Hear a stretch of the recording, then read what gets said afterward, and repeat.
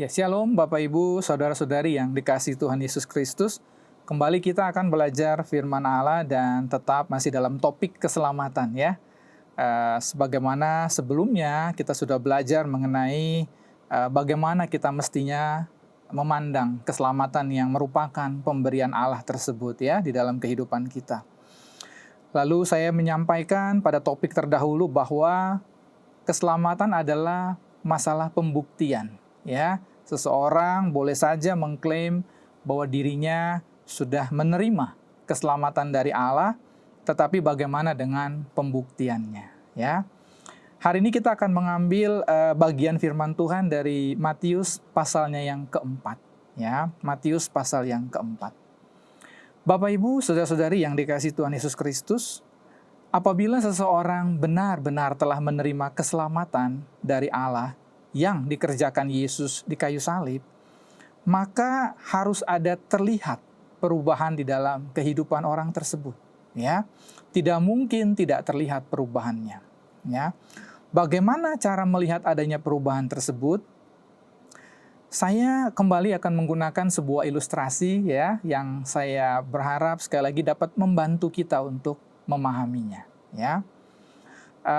Kita tahu bahwa hewan yang paling besar ya, yang saat ini ada hidup, itu adalah hewan yang disebut ikan paus. Saya membaca dalam artikel bahwa sebenarnya paus bukanlah ikan, bukan golongan ikan ya. Sebab paus bernafas dengan paru-paru, sedangkan ikan bernafas dengan insang ya. Paus masuk dalam kelompok mamalia ya. Tetapi oleh kehendak Allah, paus itu dititip, itu istilah yang suka saya gunakan, dititip di air, walaupun dia bukan ikan, ya. Nah, jadi kalau kita perhatikan dalam kehidupan paus, ya, kita bisa lihat di YouTube, ya, Instagram, di banyak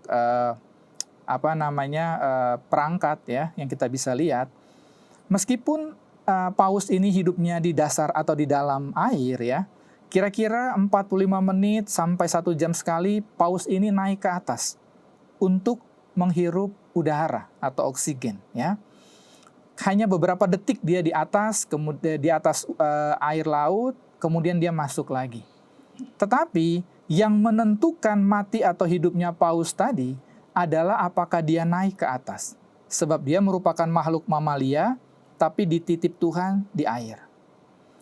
Manusia berdasarkan apa yang dikatakan oleh Alkitab, adalah makhluk roh, tetapi dititip Tuhan di tubuh jasmani. Ya, perhatikan, ini penting sekali. Makhluk roh, tapi dititip di tubuh jasmani. Ya, itu sebabnya pengkhotbah mengatakan bahwa ketika manusia mati, dari debu menjadi debu. Tubuh jasmani ini menjadi debu. Tetapi roh, kata Alkitab, kembali kepada pencipta. Dia bersifat kekal. Itu sebabnya manusia hakikatnya makhluk roh. Maksudnya yang kekal dalam diri manusia adalah rohnya, bukan tubuh jasmani. Ketika manusia jatuh ke dalam dosa, menjadi persoalan adalah cara berpikir manusia menjadi rusak. Manusia berpikir bahwa yang terpenting, bahwa hakikat dirinya adalah makhluk jasmani. Itu sebabnya yang diurus, yang dipentingkan oleh manusia adalah makhluk jasmaninya. Kita tahu orang berlomba-lomba kalau dia punya uang, dia beli baju yang bagus, dia pergi piknik ke tempat yang paling baik gitu ya. Dia bangga kalau dia pulang dari luar negeri, kalau dia pulang dari Eropa, dari Amerika, sebab bagi dia yang penting adalah makhluk jasmaninya, ya. Itu bukti, itu tanda kejatuhan.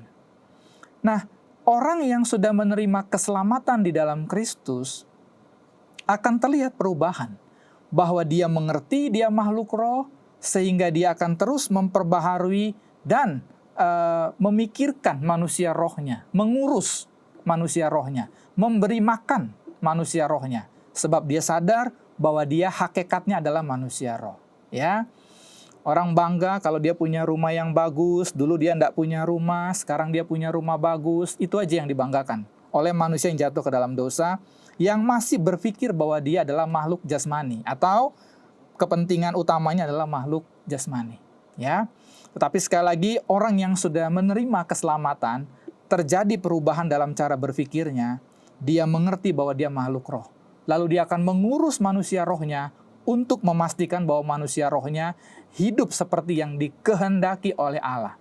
Terjadi perubahan, ya. Dia tidak lagi mementingkan manusia jasmaninya. Tentu dia perlu makan secukupnya, perlu tempat seberapa mungkin dia bisa dapatkan. Setelah itu dia akan benar-benar mengurus manusia rohnya, ya. Di dalam Matius pasal yang keempat, kita belajar dari pribadi yang sempurna, ya, Tuhan dan juru selamat kita, yaitu Yesus Kristus, ya. Ketika Yesus dicobai oleh iblis, di dalam Matius pasal yang keempat dikatakan bahwa setelah Tuhan berpuasa, kemudian dia lapar, lalu iblis datang untuk mencobai dia. Perhatikan pelajaran yang sangat hebat. Iblis berkata bahwa, si pencoba ini berkata bahwa jika engkau anak Allah, perintahkanlah supaya batu-batu ini menjadi roti. Tetapi Yesus menjawab, ada tertulis, manusia hidup bukan dari roti saja, tetapi dari setiap firman yang keluar dari mulut Allah. Perhatikan bahwa ini memberi kita pelajaran bahwa Yesus itu benar-benar mengerti tentang kebutuhan manusia roh, bahwa manusia pada hakikatnya adalah makhluk roh. Itu sebabnya ketika dia dicobai untuk manusia jasmaninya, jawabannya adalah untuk manusia rohnya. Ketika iblis menawarkan makanan untuk jasmani, yang dipikirkan Yesus, makhluk roh di dalam kehidupannya. Ketika Yesus puasa 40 hari, tidak bisa disangkal dia lapar. Iblis tahu, itu sebabnya iblis mencobai dengan makanan. Ya, jika Yesus memikirkan manusia jasmaninya, tentu dia akan ikut apa yang iblis bilang. Tetapi karena Yesus membuktikan bahwa yang terpenting dalam hidup ini adalah makhluk roh, maka dia berkata bahwa ada tertulis, manusia hidup bukan dari roti saja, tapi dari setiap firman. Ketika iblis menawarkan untuk manusia jasmaninya Yesus, Yesus menjawab untuk kebutuhan manusia rohnya. Itu tanda, itu tadi saya katakan bukti, ya. Kalau seseorang meneladani Yesus, dia tahu bahwa dia orang yang sudah diperbaharui, diselamatkan oleh Allah, dia pasti akan mementingkan manusia rohnya, bukan manusia jasmaninya, ya. Tadi saya katakan tentu kita butuh makan untuk manusia jasmani, ya, seadanya, secukupnya. Lalu hal-hal lain juga secukupnya. Tetapi yang menjadi utama, fokus utama kita apa?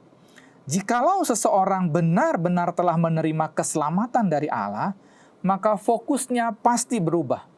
Itu tanda yang tidak bisa dipungkiri, tidak bisa dibantah, sesuatu yang wajib untuk dibuktikan bagi orang-orang yang mengatakan dia sudah diselamatkan oleh Allah. Sebab diselamatkan berarti diubah. Utamanya cara berpikirnya, kemudian cara hidupnya, ya. Jadi belajar dari peristiwa yang dialami Tuhan Yesus ketika dia menjadi manusia di bumi ini, dia mementingkan manusia rohnya, ya. Itu sebuah petunjuk bagi kita bahwa apabila kita benar-benar telah menerima keselamatan dari Allah, sekali lagi, yang menjadi fokus kita, kepentingan kita, keutamaan dalam hidup kita adalah manusia roh kita. Jikalau seseorang masih membanggakan hal-hal yang bersifat jasmani, hanya memikirkan atau sebagian besar hidupnya hanya untuk hal-hal yang bersifat materi, jasmani yang fana, maka itu menunjukkan tidak ada keselamatan dalam diri orang tersebut. Kita mesti clear, kita mesti fix di sini, tidak boleh ragu, gitu ya. Sebab makhluk roh pasti memikirkan kepentingan roh, ya. Sedangkan makhluk jasmani akan mementingkan kepentingan jasmani.